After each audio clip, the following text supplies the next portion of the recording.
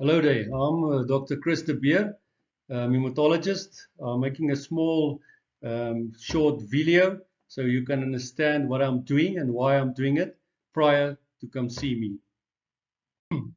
So I'm a hematologist, meaning a doctor expert in blood, including the cells already circulating in the blood and those being made in the cell factories of the bone marrow. Also associated with a few associations in South Africa, as you can see on the slide here, and also in Europe where I've studied, mainly in Europe. And I'm specializing in functional diagnostic nutrition, meaning functional diagnostic nutrition is a science-based holistic approach to the investigating and identifying the root causes of health problems and immunity. And so that's why we are trained as preventative doctors, and we look at the causes of the symptoms and not the symptom. So what we're going to do is look who you are. You must find out who you are, and then you must eat according to who you are. Now that's the whole crux of this exercise, is to find out who you are, how your inborns looks like. That's unique to you, and that every single person on earth is unique. No one is the same. No one can do the same sport. No one looks the same. That's why you can't eat the same food. It's actually logic. So that's what we're going to do. Tell you who you are and what you must eat according to those things. So what is the components, the contributing components where we differ? The big components is the first thing is your somatotype, your skeleton. You're either born as one of three somatotypes called endo, ecto, or mesomorphic. And if you're endomorphic, you can't become ectomorphic. And as it comes to food, enormous difference. Not one of these somatotypes can eat the same food. Then they get bone density problems, all sorts of muscle problems and joint problems in it. And then your muscle type. You either born with white muscle fiber or red muscle fiber. If you're red, you can't become white, and white can't become red. And the percentage thereof will differ from person to person. White muscle are your fast twitching fibers, like we call it, and your red muscle are your slow twitching fibers. If it comes to food, very, very important and enormous difference. Red muscle people, slow twitching fibers, get their energy from carbohydrates. They store glycogen in the liver and get 8 hours later energy from there. Even if you're not a sports person, this is how it's going to work the rest of your life.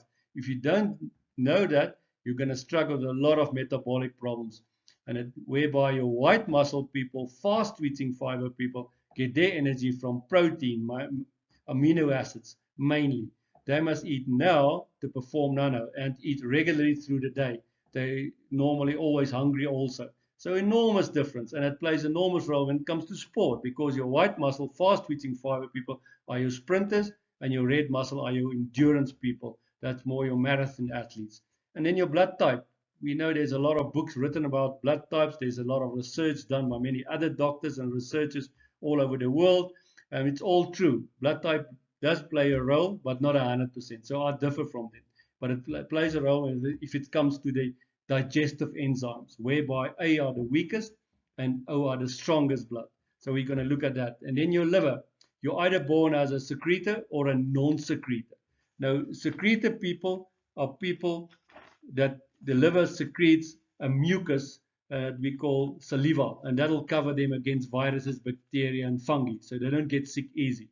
That's your immunity strong people. And then you get your non-secretors, whereby they reckon 36 to 40% of people population-wide, worldwide, are non-secrete born. So they are the immunity pressed people, whereby the liver doesn't secrete this saliva mucus that will cover them respiratorily against bacteria, fungi, and all sorts of viruses in it. So that's your immunity press people. So we're going to look at that. And all of these tell you what yours is in a report that I'm going to send you by doing a blood analysis. So somatotypes, you're one of those three. You will basically identify yourself in there. If you look at these pictures, you're one of those somatotypes, and you can't change that. Unfortunately, if you're endomorphic, you can't become a ectomorph. Then your muscle composition, like I've said, you get your white and red muscle. You also get your mixed muscle, like I call it. That's those guys that falls, the percentage of the muscle fiber just falls in the middle there of 50 to 54% white or 50 to 54% red muscle. That's your typical the lucky guys, like I call it, your Ironman, biathlon, triathlete athletes, and they're not too slow, they're not too fast, and they can do basically any sport. Um, how do we know these muscle fiber? By counting the mitochondria in the cell. That's the part of the cell that carries the oxygen. So we count that, and that's how we know if you're white muscled or red muscled. A typical picture of Gabriel Selassie, best long distance athlete that ever lived, as far as we know.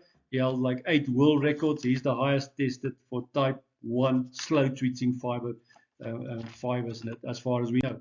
And then Bolt, typical very popular man, he still held 100 and 200 meters world record in athletics. He was the highest tested ever for type 2 fast twitching fiber.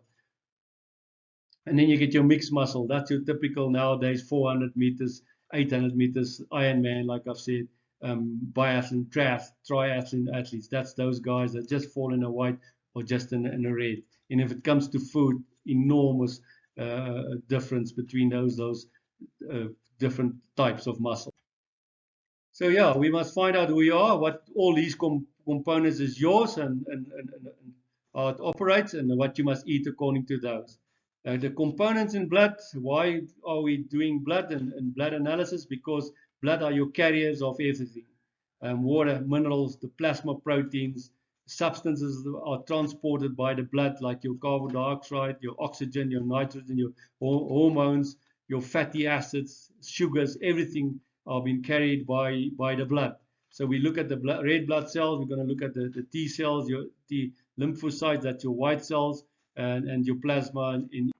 So in the blood, we can also see the pH of the blood. We can see if there's any pH problems. Your pH in your blood and your blood pH and your body pH plays an enormous role when it comes to food. As soon as we eat foods that are not compatible to your system, those 4 components, it makes you acidic and makes the blood acidic and thick, and the red blood cells will agglutinate, clot, and that makes your blood unoxygized, and the pH will go down under 7.21, and that's when the big problem starts. So nothing can operate and live in an alkaline environment, but can live in a green swimming pool, and that's when the blood pH are low. So very important to look at. Like said, the effects of acid in the body affects everything. Everything, all diseases, all immunity problems, a lack of energy, lower immunity, obesity, everything's been affected, and the cause of problems is because of the acidity in the body and in the blood. Diabetes, cancer. Cancer can't live in an alkaline environment. That's science. It's been proven by many research done that your immunity, especially autoimmune diseases, can't happen, and it can't trigger cancer if the blood pH is 7.41 at least. It's impossible.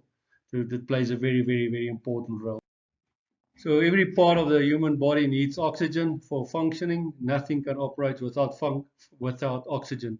That's actually logic.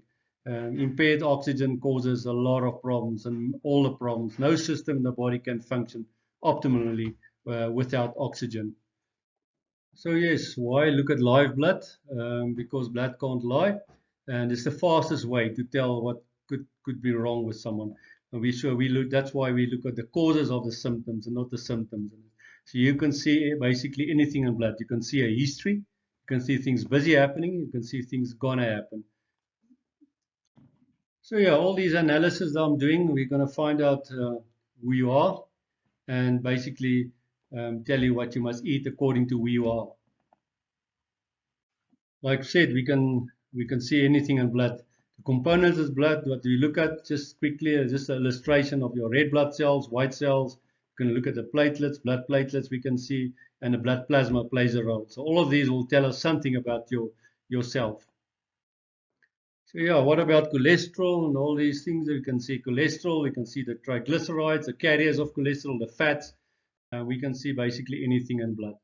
So what about cancer? Yes, inflammation, cancer, acidic terrain, we can see everything. Cancer can't live in an alkaline environment, and that's why we can see the sickle cells, we can see the inflammation, and then I'll refer you to a doctor or a specialist if it's necessary. You can also do a CRP test. It's a C-reactive protein test that'll show us what the inflammation markers is if we see any inflammation in the blood. A typical picture of high uric acid crystals. This is how it looks like. We can see it in the blood. Typical South Africa are the biggest sufferers of arthritis and osteoarthritis in the world per capita. Why? Because we eat a lot of red meat, for instance. That's why we are high sufferers of uric acid. That'll cause arthritis. So we're going to prick the finger, take a little sample, a blood drop, put it on a very strong microscope while you sit with me, show you what we see on a big screen there quickly so you can understand it better. That's the reason for it. And I'll also send you a whole report with pictures of your blood so it makes it a bit more believable system. And we can monitor it then in the sense of you go away, do what I say, come back in 8 to 12 weeks, take the same pictures as the first time and then compare it to apples with apples, and then we can see if there's any changes in the blood, because like I've said, blood can't lie. So we're going to see all these 4 very important inborn components, like I call it, your composition, your muscle fiber, your skeleton, your blood type, and your liver, secrete and non-secrete. All of that will tell us then what food you as a person can eat and not eat in it. And there's, like I've said, there's 46 human scenarios, and every single person falls in one of those scenarios.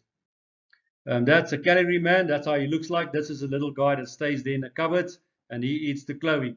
And that's why the clothing is getting smaller and shorter. That's how the man looks like, called the calorie man.